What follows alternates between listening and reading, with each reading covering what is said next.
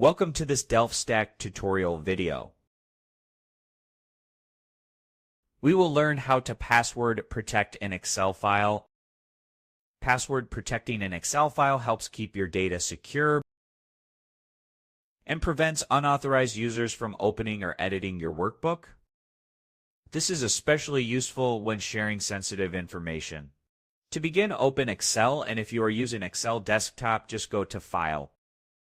There you will see an option called Save As. I am using the web version, so that option is not available in my account.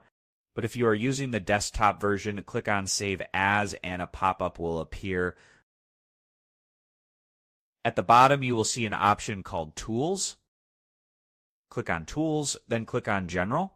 There you will get the option to password protect your Excel file. If you are using the web version like me, go to Share on the top right. Then click on Manage Access. Next, click on Start Sharing. You will see an option called Anyone with the link can edit. Then click on the option called Set Password. As you can see, it requires a premium subscription.